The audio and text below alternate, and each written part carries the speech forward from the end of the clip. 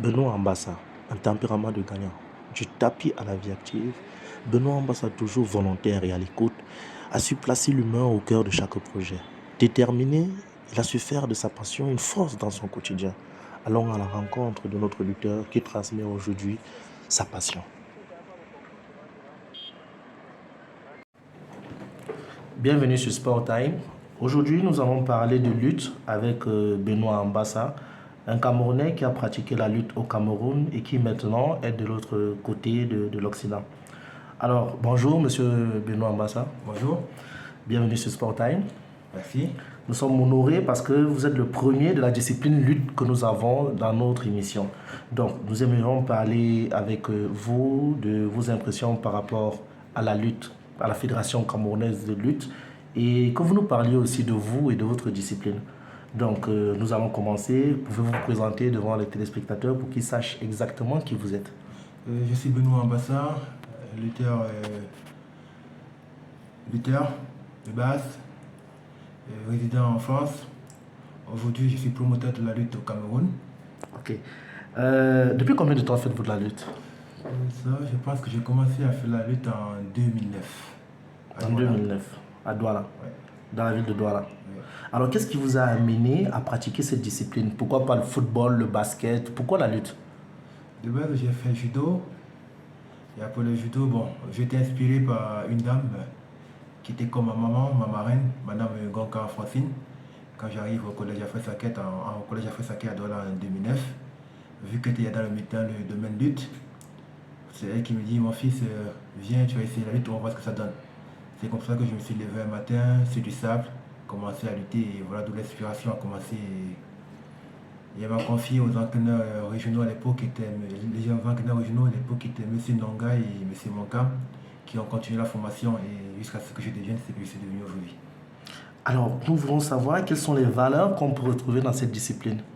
Les valeurs qu'on retrouve dans la lutte, elles sont énormes, multiples même. Déjà, si on va si on veut réduire, en fait, il y a déjà le fair play, la discipline, le vivre ensemble collectif, parce que c'est un sport de contact, on est toujours au frottement et tout le reste. Bon, on peut dire que c'est un sport qui apprend aussi la maîtrise en soi. D'accord. Alors, nous voulons un peu comprendre un peu cette discipline avec vous. La lutte, lorsqu'on parle de lutte, cette fameuse discipline, quelles sont les parties du corps humain qu'on utilise? Est-ce qu'on utilise les pieds, les mains, l'ensemble du corps, la totalité du corps? Pouvez-vous nous parler un peu du déroulement d'une compétition de lutte? Comment ça se passe? La lutte en général, c'est tout le corps. Parce qu'en fait, il y a trois styles de lutte. Il y a la lutte libre, la lutte masculine, la lutte féminine, la lutte gréco-romaine. La lutte gréco-romaine est pratiquée uniquement par les hommes, parce que les femmes font que la lutte libre, qui est la lutte masculine aussi, en fait, la lutte libre, quoi. C'est féminin et masculin. Alors que la lutte gréco-romaine, c'est que des hommes, que masculin. Alors, comment est-ce qu'on reconnaît les grades en lutte? Est-ce que c'est comme d'autres disciplines où il y a des ceintures ou alors c'est en catégorie? Comment est-ce qu'on reconnaît? Comment est-ce qu'on reconnaît qu'on avance dans la discipline lutte? En fait, c'est l'entraîneur de base, il y a des grades. En lutte, normalement, il y a des grades. Il y a des grades ceinture blanche, ceinture jaune, ceinture verte, ceinture bleue, ceinture marron et ceinture noire. Il y a des grades normalement. Maintenant, en fait, ces grades, en fait, il y a des techniques à passer pour chaque grade. Normalement, il y a. En fait, si je me base sur le système français, parce que je ne peux pas dire au Cameroun, on a des grades. Maintenant, c'est l'entraîneur qui est sur place, s'il a été formé, il saura qu'il y a des grades et quelle technique. Et à chaque grade, il y a un bagage technique à faire. Maintenant, c'est l'entraîneur qui doit évaluer ses athlètes et déterminer quel grade l'enfant il peut avoir. Donc, c'est à l'entraîneur de juger déjà en fonction de sa formation. Alors, nous parlons bien de Benoît Ambassa, le lutteur camerounais, on va vous appeler ici ainsi. Donc, est-ce que l'on peut avoir le palmarès de monsieur Benoît Ambassa? J'ai été plusieurs fois vice-champion du Cameroun. Et quand j'ai quitté le Cameroun, je me suis exilé vers la France où j'ai fait plusieurs fois champion de France et FGT, vice-champion de l'Open de France, plusieurs fois champion régional, plusieurs autres titres aussi. Et au niveau national, international, j'ai fait 5e aux Jeux de la francophonie d'Abidjan en 2017, 5e aux Jeux mondiaux FGT en Lettonie, et champion aussi Alors, on va aller à l'autre question. Qu'est-ce que vous appréciez le plus dans la discipline lutte? Ce que j'apprécie le plus dans la discipline, c'est déjà en fait c'est le corps à corps. C'est un sport qui est difficile, déjà parce qu'il faut avoir la maîtrise de soi, les saisies, pouvoir saisir le corps humain sans kimono, sans jidōji. Il faut avoir une poignée de main aussi solide que ça. L'endurance, le cardio, parce que si tu n'as pas de cardio, tu ne peux pas lutter. Le physique, en fait, ça dit, en fait, c'est un sport qui est complet. Alors, est-ce une manière pour vous de vous exprimer? Ouais, je peux dire que je m'exprime aussi parfois en lutte, je me libère, j'exprime ma façon à moi de lutter, mes techniques à moi, j'essaie de me défouler. Bon, mais dans le bon sens, pas défouler en temps de coup n'importe comment. Alors, connaissant le sport, connaissant la discipline, comment faites-vous pour lier la passion de la discipline et votre vie sociale, votre vie active? Déjà, c'est l'organisation, comme je dis, en fait, pour être lutteur, pour être sportif de haut niveau, il faut avoir une discipline, il faut avoir une hygiène de vie. Là, par exemple, du côté de l'Europe, je travaille en journée, du matin jusqu'à 15 heures. Et le soir, à partir de 17 heures, je donne cours dans certaines écoles. De 15 heures à 16 heures, je donne cours de lutte dans certaines écoles. Et le soir, je m'entraîne. Donc, tout est planifié de 19 heures, parfois à 21 heures, ou de 20 heures à 22 heures. Je rentre chez moi, je prends ma douche, je me repose. Le tout, c'est une question de discipline et de volonté. Alors, lorsque vous quittez le Cameroun, vous quittez le Cameroun en étant dans quel club? J'étais à Douala Wrestling Club. Douala? Douala Wrestling Club. D'accord, Douala Wrestling Club. Il existe toujours ce club? Toujours à l'université de Douala. Avec le même palmarès que vous avez laissé, toujours champion, ou alors le club a baissé? Non, si, le club est toujours là. Le club a été champion du Cameroun cette année. Vous les rendez souvent visite? Toujours. Ok. Donc là maintenant, nous aimerions un peu que vous nous parliez un peu de votre club actuel. Actuellement, je suis licencié dans le club de 110 lutte olympique, un club situé dans les Hauts-de-France, dans le 60, d'où je suis entraîneur, en même temps athlète, parce que j'ai passé mon diplôme d'entraîneur que j'ai eu. Et du coup, le président m'a proposé de tenir le club en main, de prendre le club. Je suis trésorier de ce club, je fais partie du bureau de ce club. En même temps que trésorier, je suis entraîneur de ce club.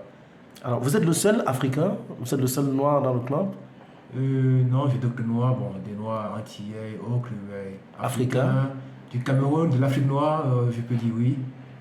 Alors, ça veut dire que c'est possible aujourd'hui d'avoir une personne de couleur qui arrive dans un club européen à qui on donne toutes ses responsabilités. Donc, moi, je pense que c'est un manque, c'est une manière de vous faire confiance déjà et peut-être aussi dire que vous êtes une bonne personne et que vous êtes une personne travailleuse. Donc, là, nous allons entrer dans le vif du sujet de la lutte camerounaise au Cameroun. Donc, si on vous proposait aujourd'hui de travailler pour la Fédération camerounaise de lutte actuelle, Oui. Je suis ouvert à toute proposition. Je n'ai jamais décliné l'offre de travailler avec la fédération. Je suis ouvert, mais à condition de respecter les principes du sport, à condition de respecter l'être humain qui est en face, à condition d'être fair play. Le sport est un art où on vient apprendre, on respecte son prochain. Du moment où il n'y a pas de respect, je ne travaille pas dans l'indiscipline. Je ne travaille pas dans le forcing, je ne travaille pas dans la dictature. Ça ne passera pas avec moi. donc vous êtes aux nouvelles quand même de tout ce qui se passe dans à la Fédération camerounaise de lutte?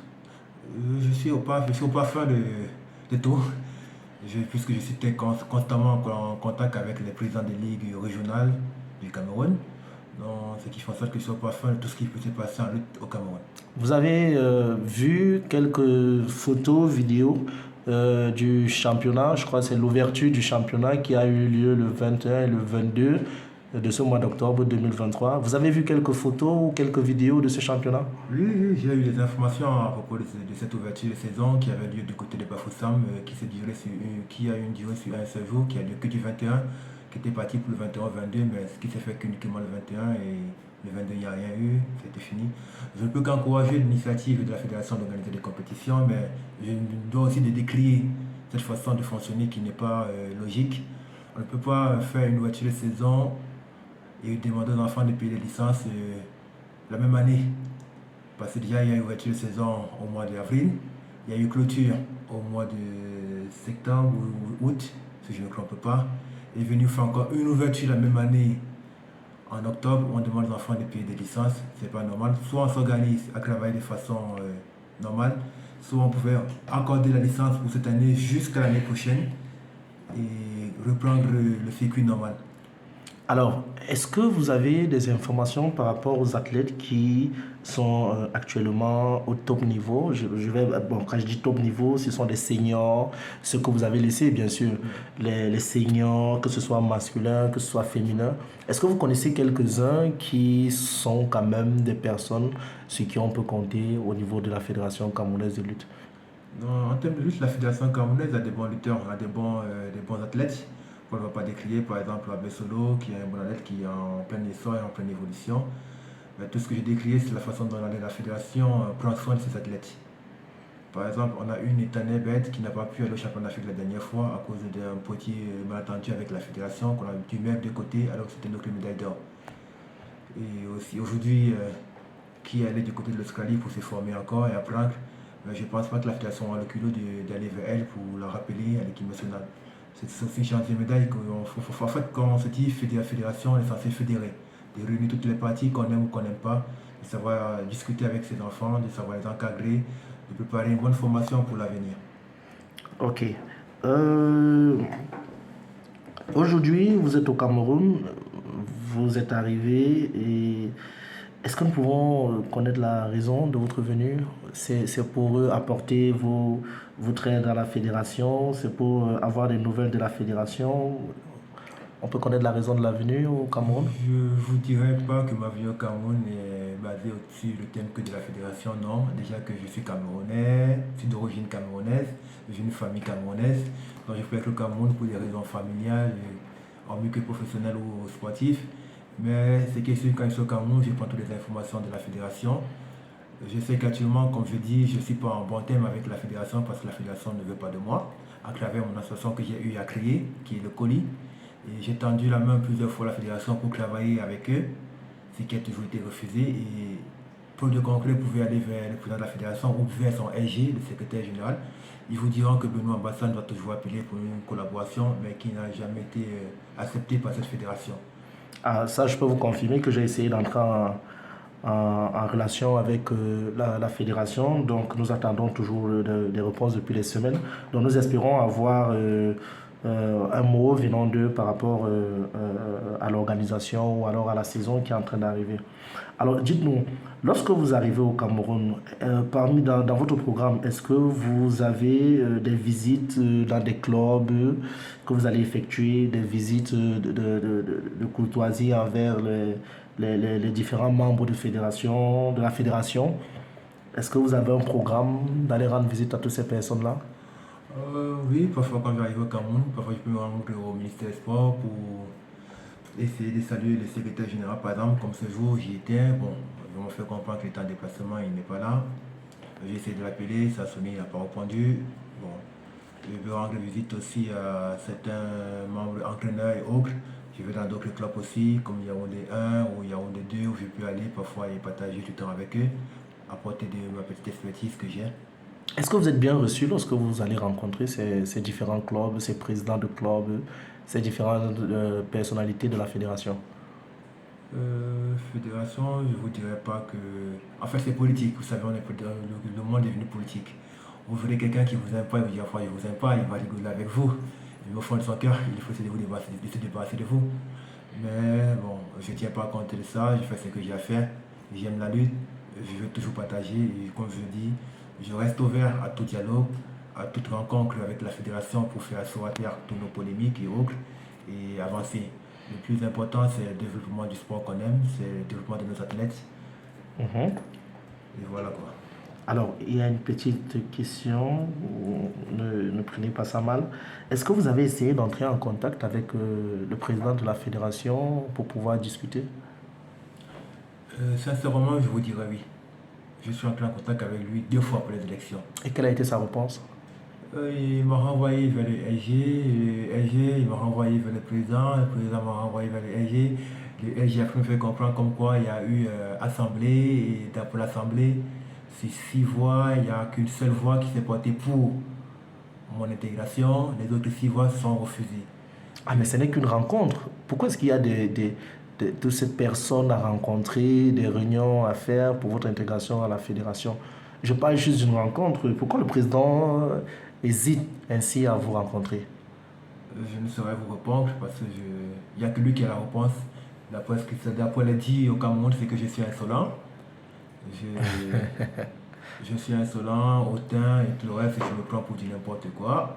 Ce qui est faux. J'ai toujours été ouvert à tout dialogue, ouvert au travail. Et si ce n'était pas le cas, j'en ai pas entré en contact avec lui à des reprises. Qui m'a envoyé son NG pour une affiliation de mon association, mais qui n'a jamais été fait depuis son élection au mois depuis sa nomination au mois de mars jusqu'à ce jour. Et bien même certains présidents des ligues ont même essayé de me soutenir, de dialoguer avec lui, ce qui n'a pas été le cas, ce qui n'a pas toujours marché. Donc, pour vous dire vrai, il n'y a que lui qui peut vous répondre du pourquoi. À ce que je sache, j'ai été interpellé par lui avant les élections et vu que peut-être je ne l'ai pas accompagné dans l'élection, que je ne l'ai pas soutenu pendant cette élection, il m'en veut par rapport à ça. Je peux le comprendre, nous sommes tous des humains. Mais ce n'est pas une raison pour laquelle on va devoir tuer le sport pour des égos personnels ou pour une élection. On dit après la tempête, il y a le bon temps. Le bon temps, ouais. Donc, moi, je pense que c'est une très bonne chose. Nous avons besoin de cette réponse-là, de savoir si justement vous êtes entré en contact avec le président, s'il vous a reçu lorsque vous êtes arrivé. Et voilà, on a la réponse directe. Donc, je crois que les ragots de Facebook vont un peu s'arrêter. On a la réponse directe de Benoît Ambassa par rapport à la rencontre pour pouvoir parler avec le président qui ne l'a pas encore reçu jusqu'à présent. D'accord. Vous pouvez donner un dernier mot par rapport à... En fait, le dernier mot vous appartient, quoi. Tout ce qu'il peut dire, je salue tous mes jeunes frères lutteurs sportifs du Cameroun. Et je m'adresse personnellement à la fédération en tant que Benoît Ambassa que je suis. Nous aimons tous la lutte. Je suis lutteur de base.